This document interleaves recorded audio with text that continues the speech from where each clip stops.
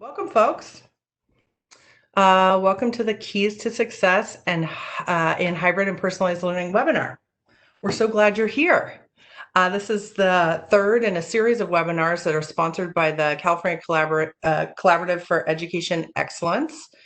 They are a public agency that's interested in supporting public education through collaboration and advice, and they're running a series of supports related to supporting districts, leaders, and public school leaders on how to navigate this transition to virtual learning.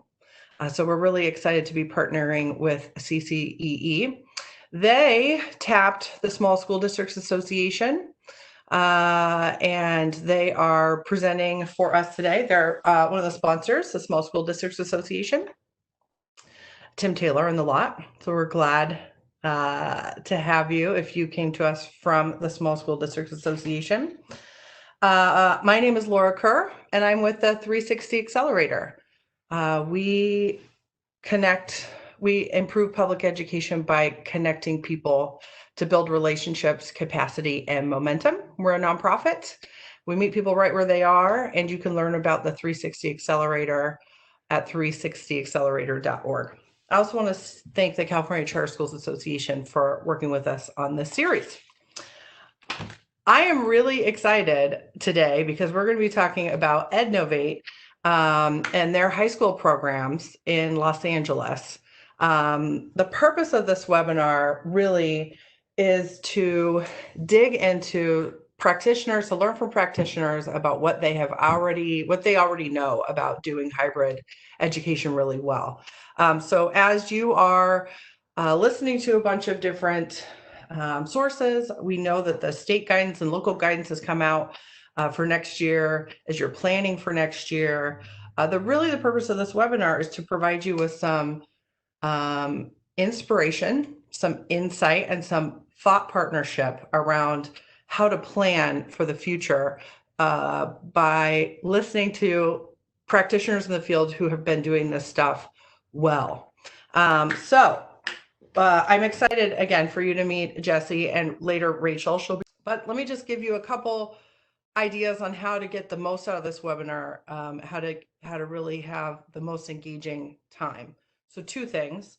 One, in the upper right-hand corner of your screen, we encourage you to look at this from the setting of side-by-side. I know WebEx is kind of a new or a different one, yet another virtual platform that you'll be using, like Zoom or GoTo. So try the side-by-side setting. And then down at the bottom, if you move your mouse around, down at the bottom of your screen, there are a couple dots there.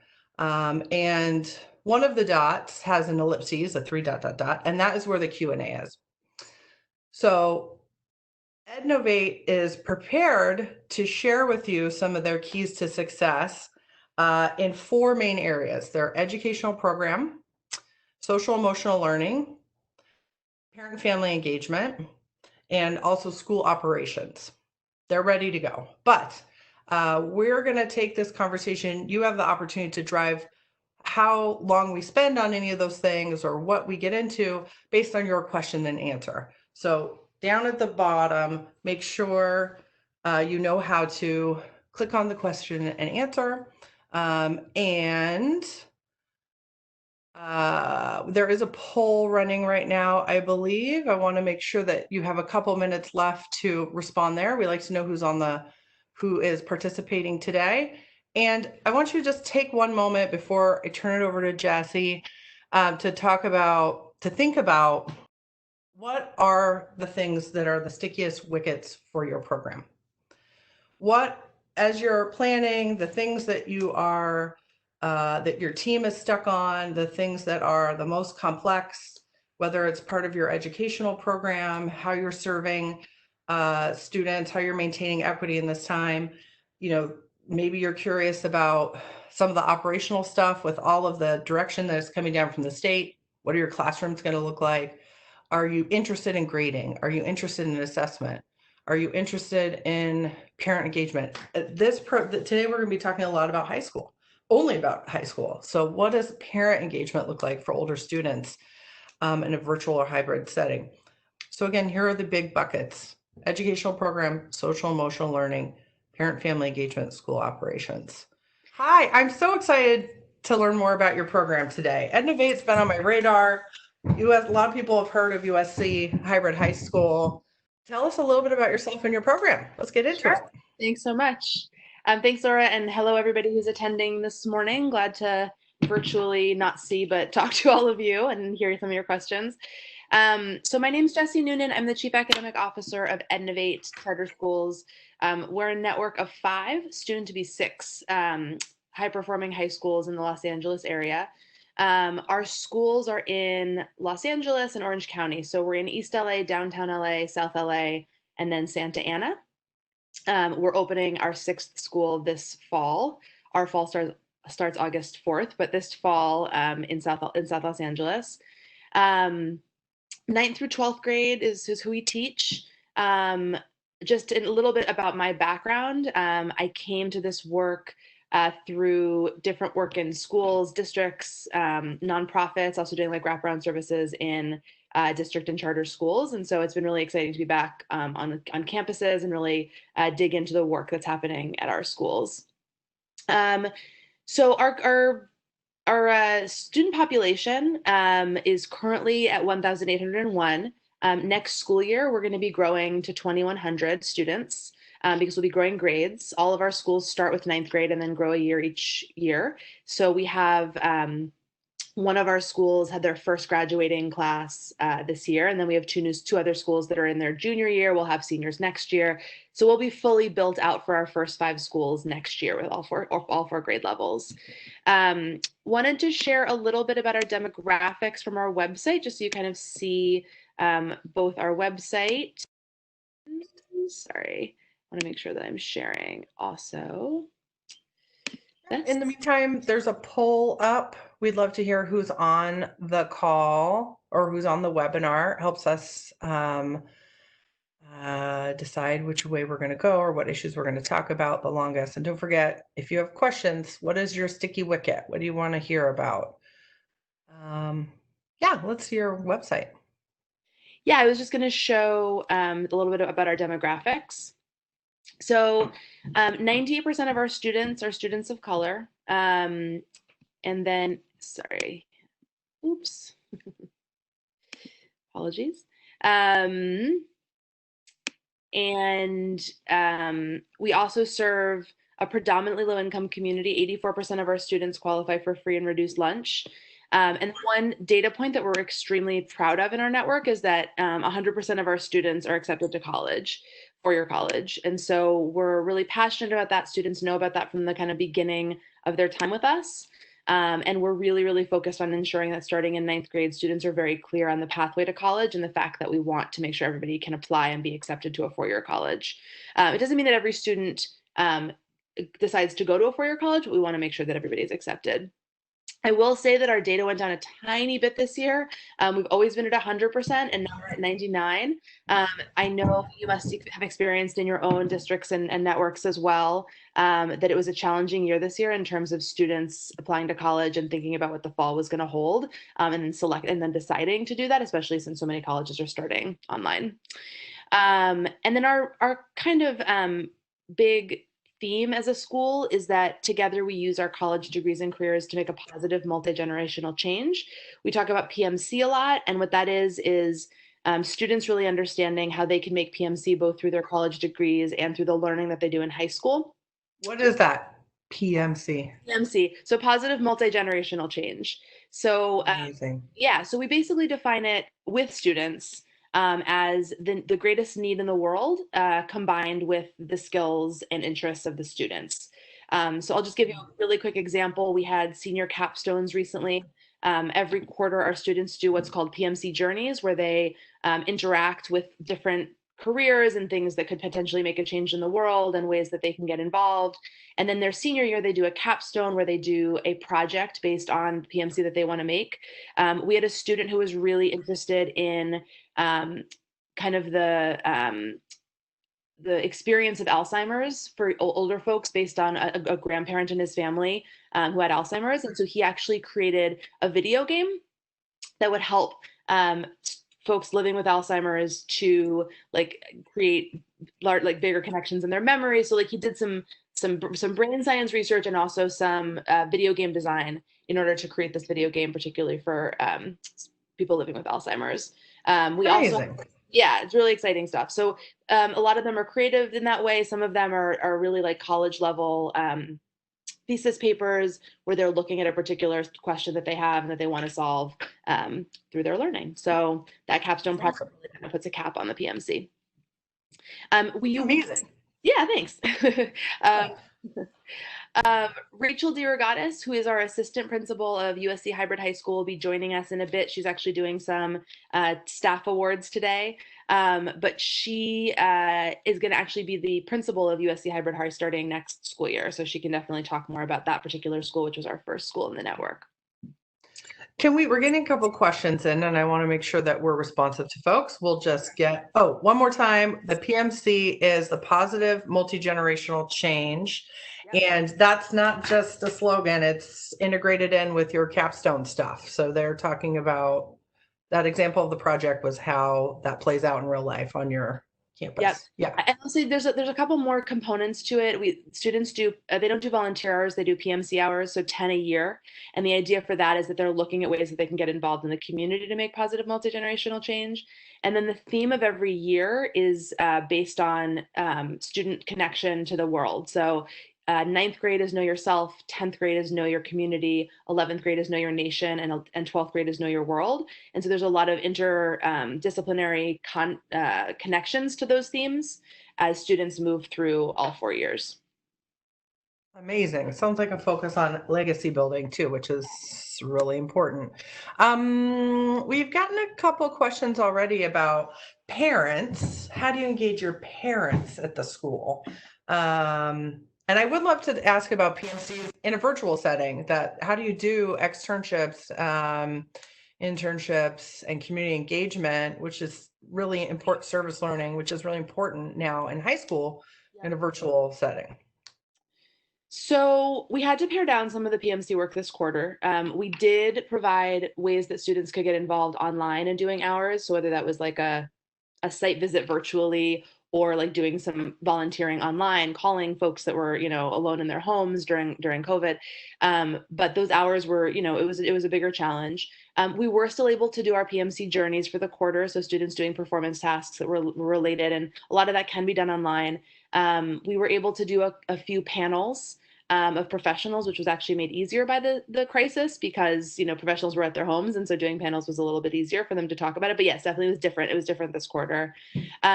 I have a section talking about parent involvement towards the end, but I can definitely mention, we see parents as partners and as advocates in our work from the very beginning. We don't have like volunteer hour requirements or like particular things that we ask parents to do. We do have a really engaged parent community through like coffee with the principal that's offered every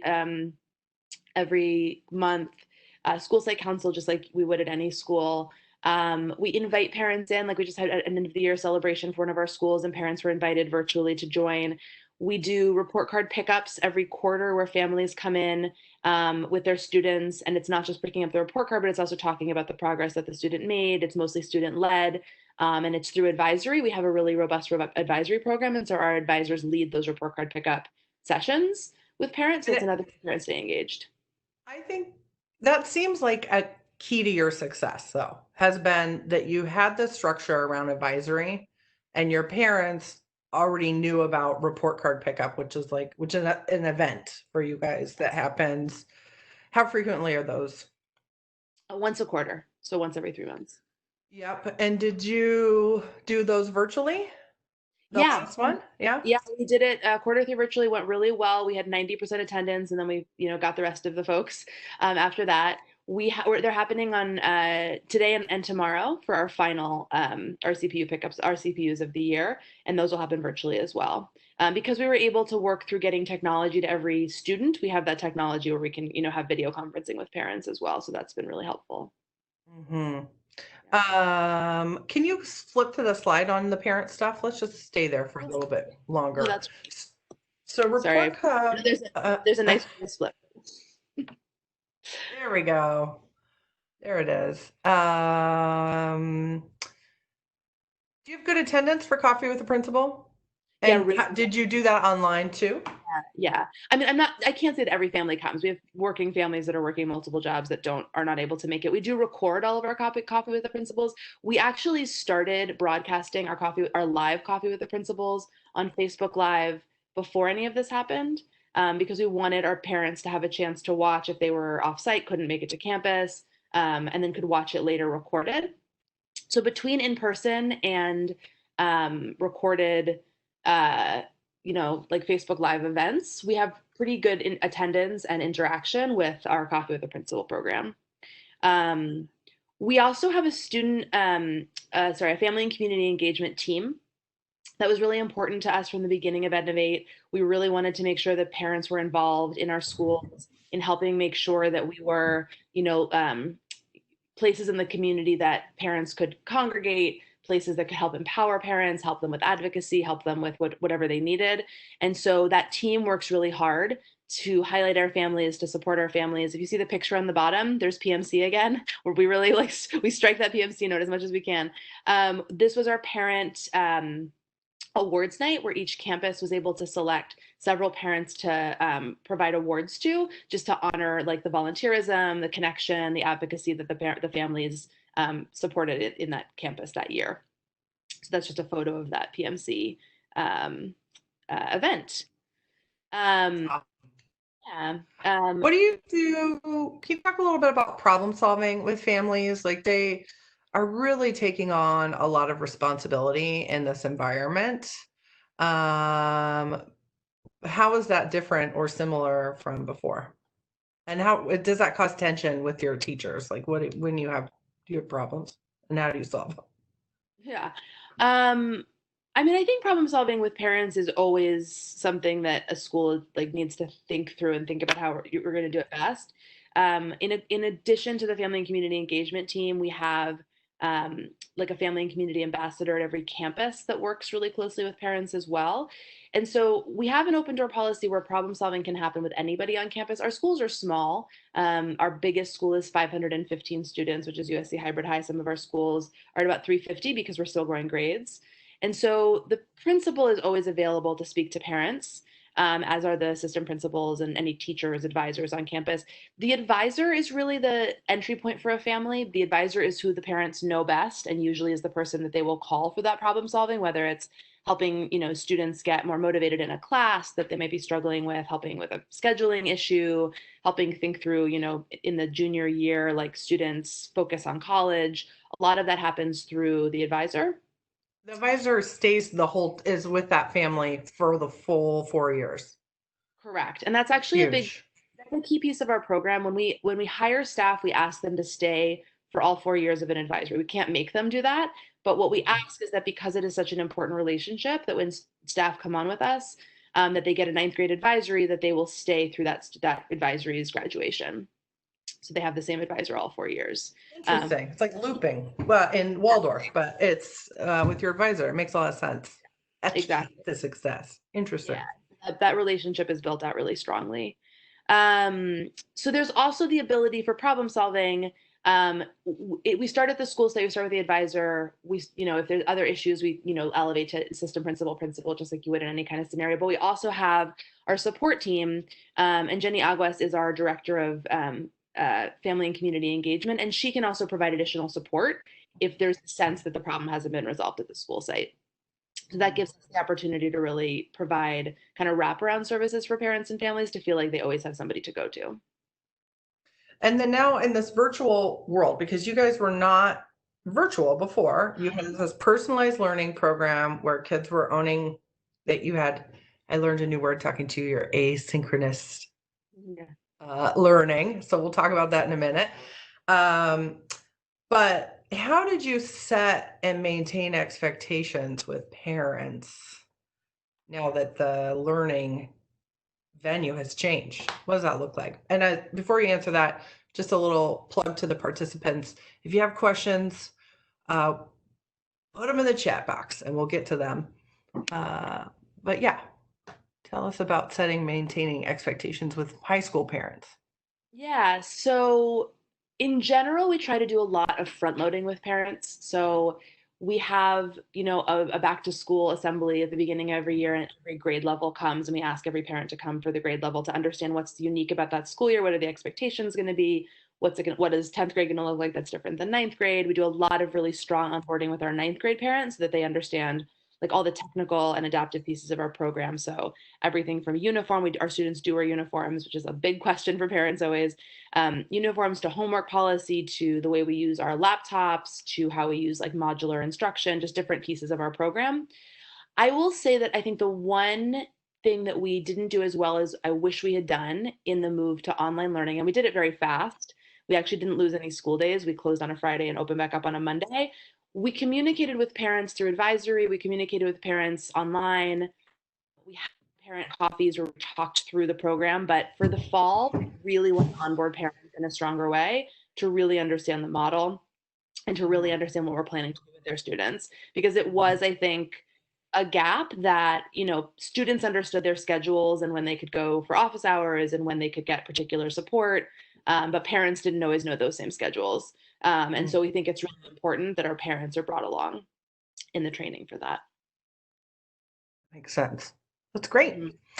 Mhm. Okay, let's see. I think we have another. So let's go back to your educational program and just learn a little bit more about it.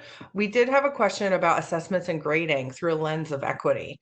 I know that ACT is your North Star Mhm. with your focus on college, but what did you do? What have you been doing with assessments and what do you think about doing moving forward? Assessments grading during this time right now? Yes, but also just that, but also just generally, like why the ACT Sure, and sure. So we are a sister school in a lot of ways to Noble, the series of Noble schools in Chicago. And I say that because our CEO, Oliver Seacat, came from Noble. And one of the kind of cornerstones of Noble is this focus on ACT. And so when we started in California, and interestingly, when we started in California, ACT was not an assessment that was as common as SAT, but it has become more common. And Mhm. the idea of the focus on ACT is that those are the college and career readiness standards that are evidence-based in showing that students can be ready to be successful in college. Um, while we have a lot of respect for the Common Core standards and a lot of respect for the state testing, we feel that the ACT is a much more high stakes test for students, has a lot more impact on their futures, and is something that students in higher income communities get a lot of preparation for, which makes our students at a disadvantage going into the college application process. So for all of those reasons, our assessment program is really built on ACT type questions. And besides the questions, it's more about the fact that they are aligned to college and career readiness standards, which are a really strong group of standards that are like, it's 50 years they've been kind of iterating on them. We have a really strong crosswalk between the college and career readiness standards and the Common Core standards. There's a lot of overlap.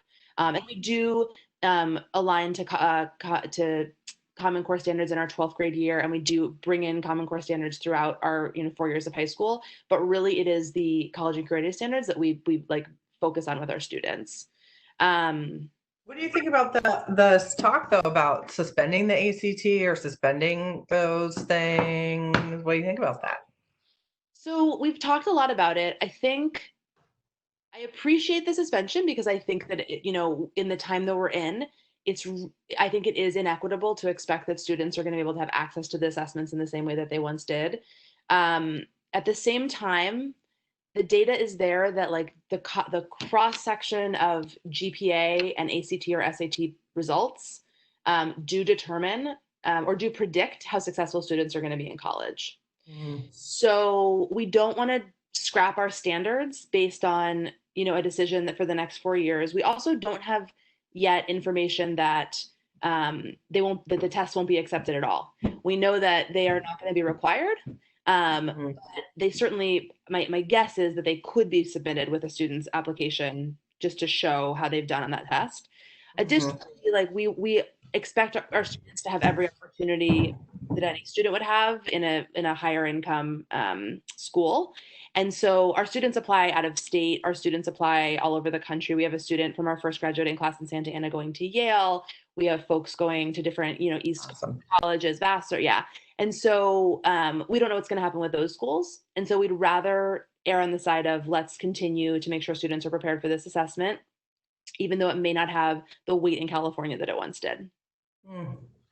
Cool. Well, let's get into your educational program a little bit more. Sure. Is Rachel on? I don't know if she's joined us. I've been looking for her and I do not see her on yet, but I'm looking for her so I can make her presenter. Perfect. Yeah. Perfect. So our educational program, we have what's called modular curriculum, which means that we've always been kind of a part of, we use Canvas as our platform in some classes, and in some classes we use Google Classroom. Can you show us that? Are you ready?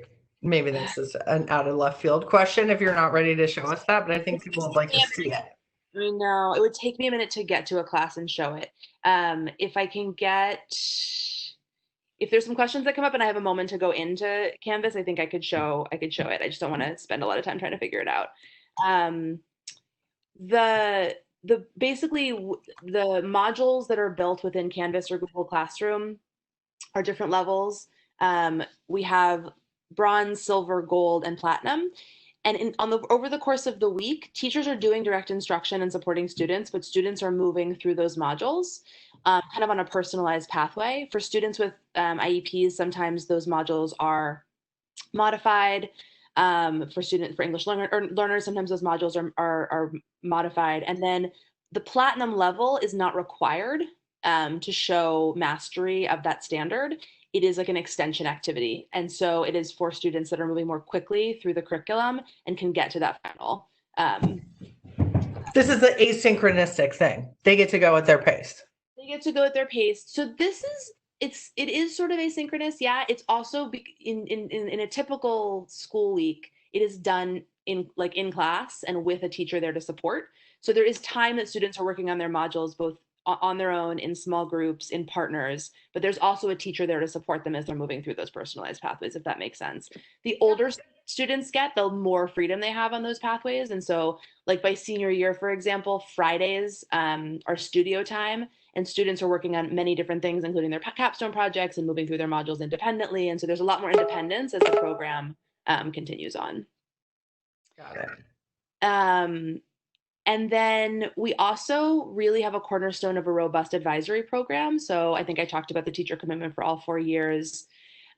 We have our interim assessments based on ACT, and then students also take 3 full-length ECT tests a year. When I first came on to Innovate a year ago, I was like, that is a lot of assessing. I wonder how students are doing with this. And really, like most students I talk to say one of the things they like most about our school is that unlike other schools, we are preparing them for what they need to go to college. Like most students tell me that they really appreciate that they're being given preparation for those assessments that they're really going to need over the course of the year, and also seeing their own progress on an assessment that is really high stakes for them. Yeah. We have a question about your critical thinking rubric. Can you share that? I can share the critical thinking rubric. It sounds like you're using Google Classroom, which a lot of people are using. What was just the name of the other one that you were using? Canvas. Canvas. And one of the nice things about Canvas is it's actually a tool that is used at a lot of colleges. And so when our students go to college, a lot of them, like we've heard about a lot of our alumni like teaching their professors how to use Canvas because they're so used to using it at the high school level. It's not free, and so we are thinking about whether and Google Classroom is getting better and better. So we're considering whether to transition everybody to Google Classroom, but for right now, Canvas is the tool that we use. So let me pull up critical thinking rubric for you all. There it is. Look at that. Yeah, so we have a freshman through senior critical thinking rubric, which we use to evaluate our PMC journeys. It goes through kind of the big bucket of significance, perspective, evidence, connection, supposition, and knowledge of self. And then there's kind of key thought processes that need to be developed within each Ednovate scholar to kind of evidence that they're using critical thinking in a high proficiency.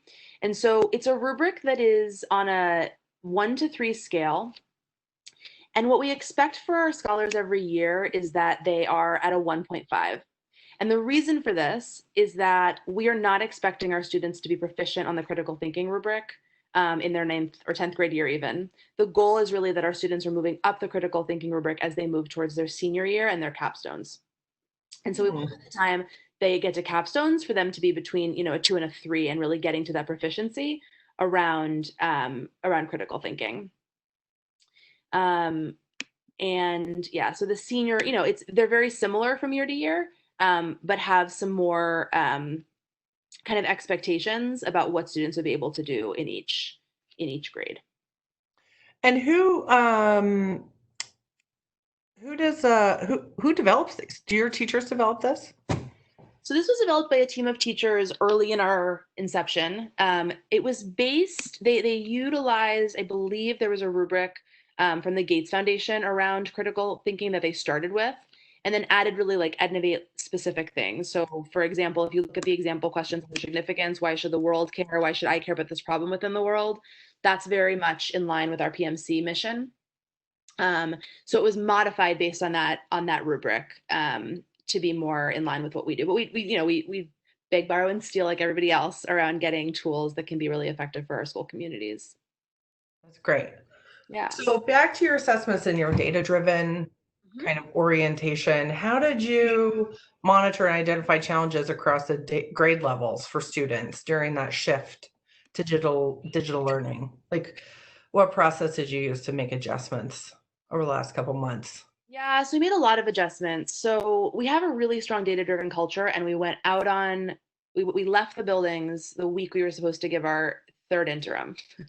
So we didn't have any of that data. And so really what we did was we utilized what we always do, which is the knowledge we have of students based on their mastery, which is, passing all classes and their GPAs, and their critical thinking rubrics, like their scores on critical thinking, where we thought that they were when we went out. I will just mention this piece at the bottom. Our annual college readiness indicators are pretty unique to Ednovate. So our report card includes more than just grades. Mastery really represents grades, and that's passing all classes. The critical thinking rubric is a piece of critical thinking, which I mentioned. Presence is attendance. And then purpose, self-regulation, college readiness skills are 3 other categories of college readiness. So we are very interested in like college readiness for the whole child, which is why we have these 6 categories. But when we went out for COVID, we basically made purpose voluntary. So we did not require the completion of those PMC hours because we didn't think that that was fair.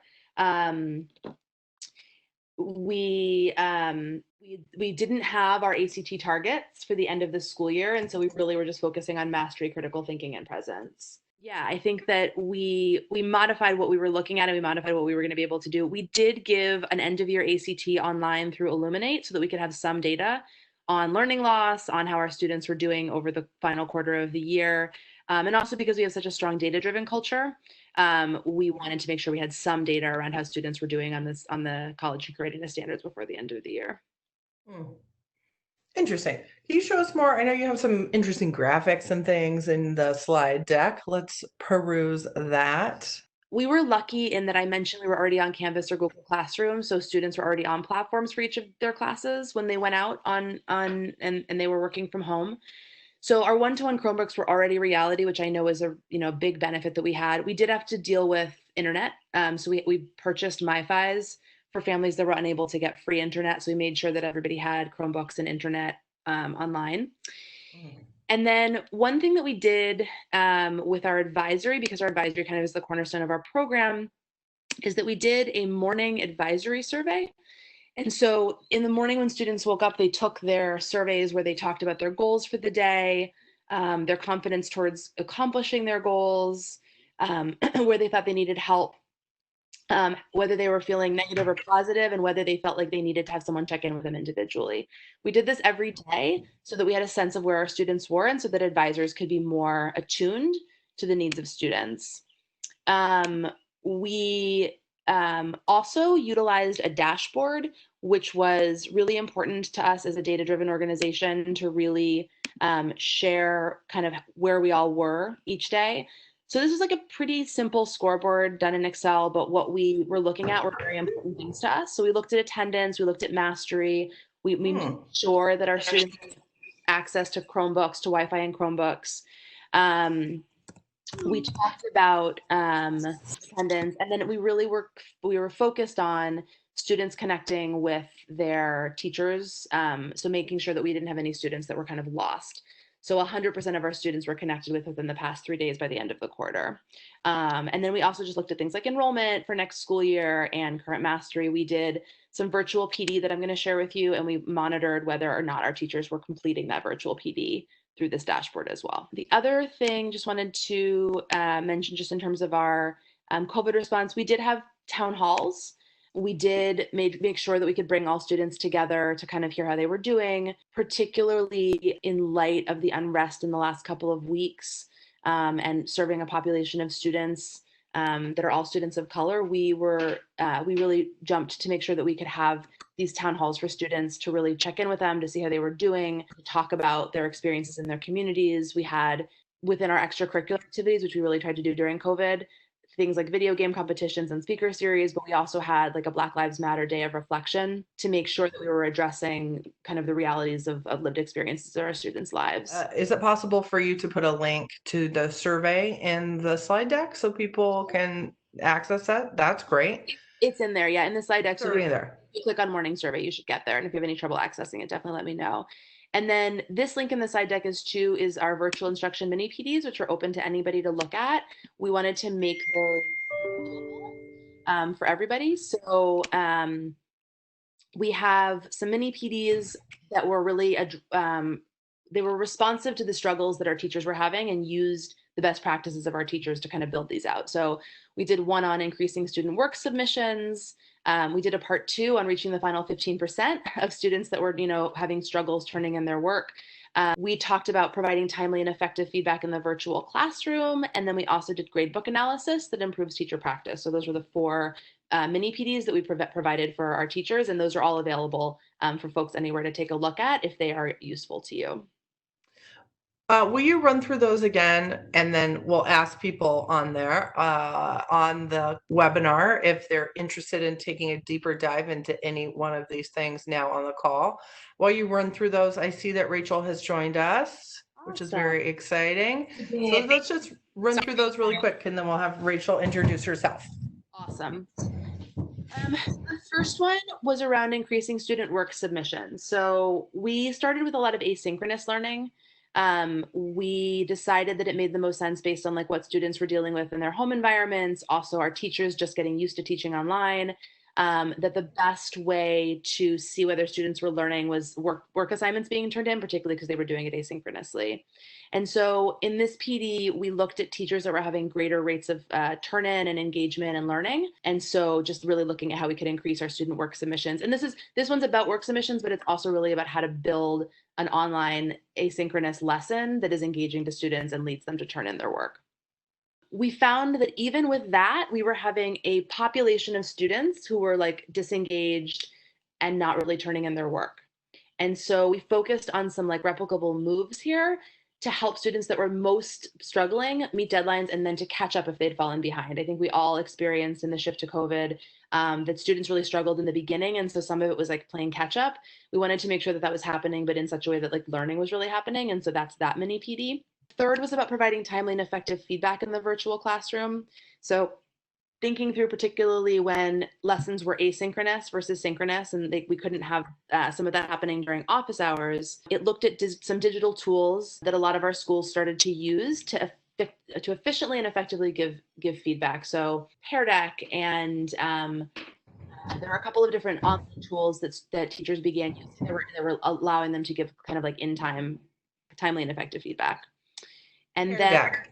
Is that that's a No, yes, Pear Deck is one, but Nearpod, I'm sorry. So Nearpod is a tool that really brings all the tools together and allows, like, for example, for you to be doing something that looks like a PowerPoint and then embed a question in the middle of a PowerPoint that a student might be moving through, that then teachers can actually see those responses on the back end. So it can be used for both synchronous and asynchronous instruction, but it's a tool that's really helpful in the facilitation of an online instruction. Nice. And then the last one, actually, Rachel did and facilitated, which was a gradebook analysis. And so looking at how the data of a gradebook is really important in making decisions, and analyzing that data helps like respond to what they're seeing. And that was particularly important for us this fourth quarter, when we were seeing that, you know, our typical mastery levels were definitely going down when students were doing virtual learning. It just wasn't the same as being in person. You know, what did we need to do to be equitable and make sure that students in some ways were really held harmless for this quarter, but also doing as much learning as possible. Amazing. Oh, we had a request from someone. Could you cut and paste that link into the chat box? People would love to poke around. The chat boxes will come up if you scroll to the bottom. It's looks like a question bubble at the bottom of WebEx. Rachel, welcome. We're so glad that you're here. Thank you for having me. Hello, everyone. Well, we have talked about a lot of different things here, but I'd love for you to just share off the top of your head a couple of keys to success, some things that have made a big difference for you. One thing that we're really, I think we haven't talked a lot about is social emotional learning. We have talked about advisory, some other things, but can you talk a little bit about social emotional learning and how you're keeping in touch with kids' spirits during this time? Specifically surrounding our COVID response, correct? Yes. And also, you know, we've talked a little bit, we've hit a little bit on the Black Lives Matter Day of Reflection, but any other things that you have carried forward that continue to work, or new things that you've done? Sure. So my name is Rachel DeRogatis. I am the assistant principal at USC Hybrid High School. Will be the principal next year. I've been at that school for 6 years. Just for a little bit of background about myself. I think the biggest keys to success has just been from the beginning, even before this happened, encouraging an entrepreneurial mindset in all of our team members. I think that if we didn't have that, responding so quickly to so many things would have been extremely difficult. One of the things that we interview for is, and we ask questions specifically geared towards this, is just your willingness to respond quickly and think on your feet and maybe change plans when it doesn't work the first time. And I think that our staff at our campus, but also all of our campuses, were able to adjust accordingly, because they all knew that was kind of a part of their job description. And I think that in terms of like the actual creation of materials put in front of kids, there was just a lot of really fast kind of research cycles that had to happen, where we were pulling data every day, seeing what was working, seeing what wasn't working, abandoning what wasn't working, and fine-tuning what was. And I think it probably took us maybe 2 or 3 weeks to get to a place where we were kind of moving in a cyclical way that didn't feel like we were scrambling. But I would say that data analysis and then response to that played a really huge role. Can you talk a little bit about the extracurricular activities? How did you run a video game competition? So that was one of the cool things that happened during this time, is that all of our student activities continued. So we had clubs still running, and we had events like a virtual video game competition, which Instagram Live is a great tool for that. That's what we used. And then Facebook Live as well, just allowing our students to engage with each other on the platforms that they're already on, instead of asking them to learn and understand a new one, I think was really cool. You know, just thinking about the elements of student life that we really didn't want to sacrifice, and then figuring out the best places to reincorporate that. So, you know, we had a talent show that was scheduled for this quarter. We still had that talent show. We had it on Instagram. So again, I think just figuring out where the students were and what they were using, and then catering toward that, was really critical. Can you talk a little bit about the schedule of classes looking forward? What does your actual schedule look like? In normal world or in this world right now? We'll share both. And I know that a lot of new information has come out just even this week. Yeah. But what are you thinking so far? Well, I think that this has really caused us to reimagine what our schools could look like. And I think that some of the things that we have realized during this time are extremely powerful, or not maybe realized because I think we already knew, but this time reinforced it, was number one, the importance of engaging families in this work. We no longer had students in front of us every single day. So we had to make sure that those relationships with the people who they were with were very strong. I think we've been understanding and realizing the power of more small group work. And we already have that built into our instructional model. That's kind of a foundational element. But I think the idea of not having everyone in the classroom at the same time, because they can be working somewhere else independently while I'm very strategically working with this small group of students. I think that's something that we're going to carry forward and reimagine even more, especially if we're on a schedule where students will not be there every single day, which it looks like we will be. How do we make sure that what they do with the teacher is the most critical work, and then work that's going to set them up for success for everything that they do on their own? And what is the next level of how are you supporting teachers during this time? We did, Jesse talked a little bit about, your quick cycles of just developing and redeveloping ideas and things that you need to do to adapt. But how are you going to keep training teachers through this process?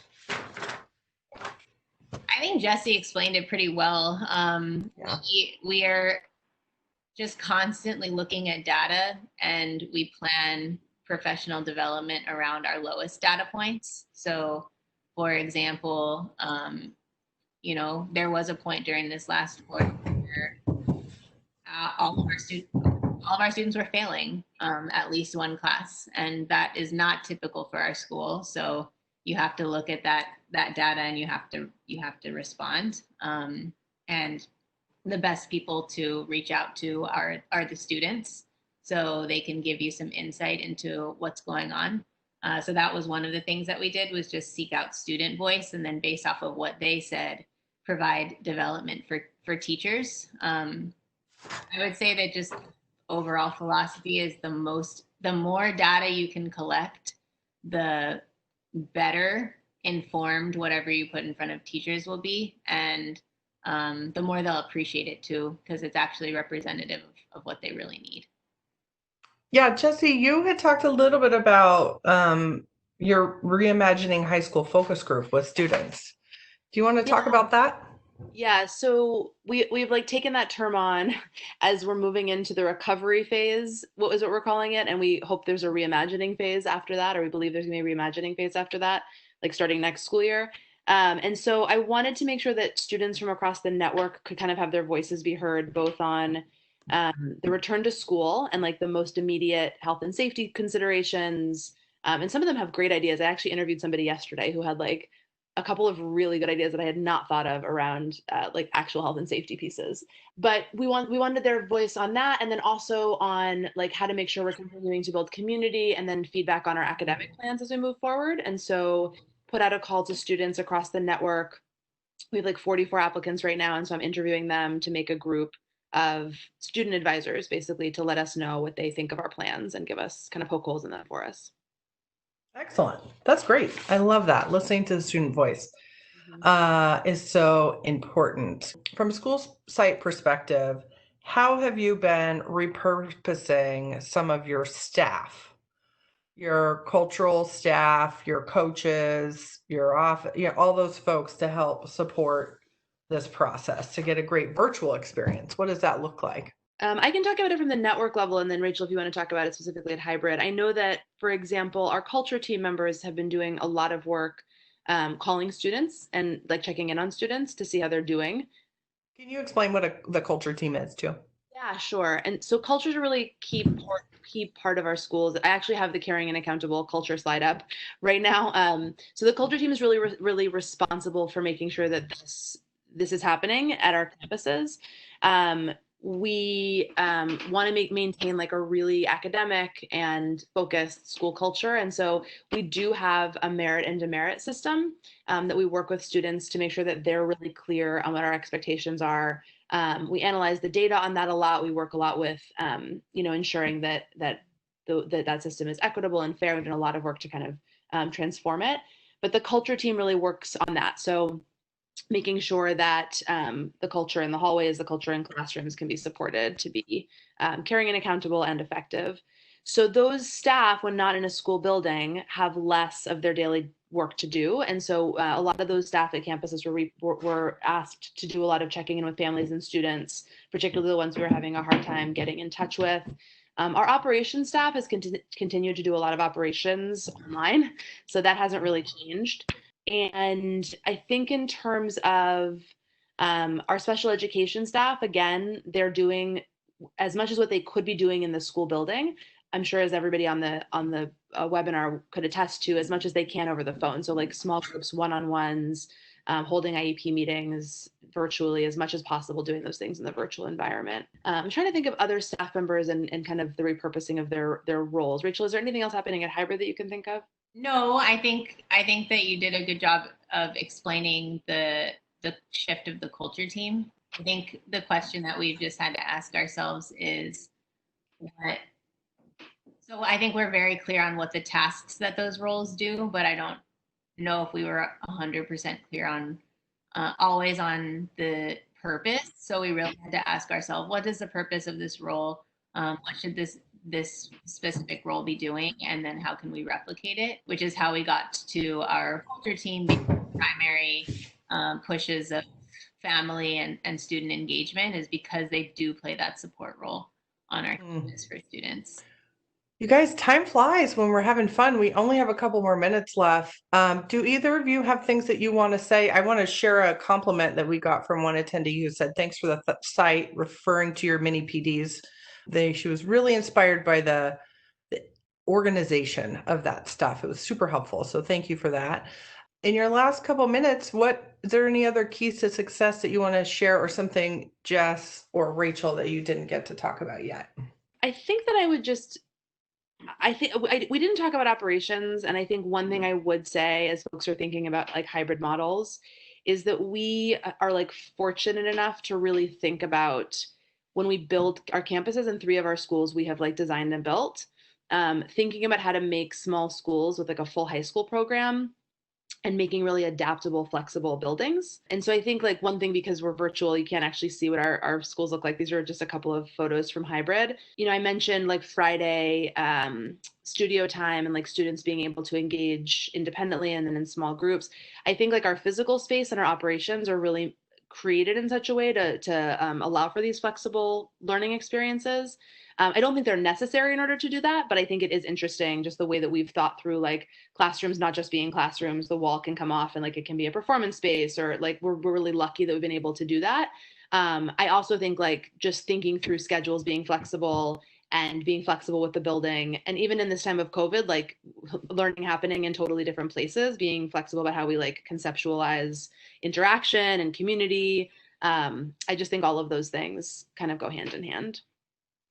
Amazing. And your schools, just we had another question. They range from 500 to 300, but the kind of the break even point is around 500 students. Is that right? Our aim is for every school to have 500. We just have several schools that are not at their full graduating class yet. So like 350 to 500 is where we are right now. Great. Thanks for answering that question. Rachel, any last thoughts? Keys to success? I'm a hardcore data person. And so I think that my last thought is just go straight to the numbers. And if it shows you that you need to learn more about something, or that something's not working, or that something is working, just respond accordingly. I think it would have been really easy. It was very easy to become overwhelmed, especially right now with everything going on. So it was helpful to use our students' results as the guiding star. That's awesome. Thank you so much. Thanks for everyone who participated in this webinar. We really appreciate it. There will be a recording of this webinar posted on the 360 Accelerator website. I think also SSDA and potentially CCEE once we get it produced and put up on YouTube. We'll have a link. We'll also send you a copy of the slide deck that has a ton of links in there. Thanks so much for joining us, Rachel and Jesse. Thank you. We really appreciate you. Thanks for doing the good work. Thank you guys for having us. Okay.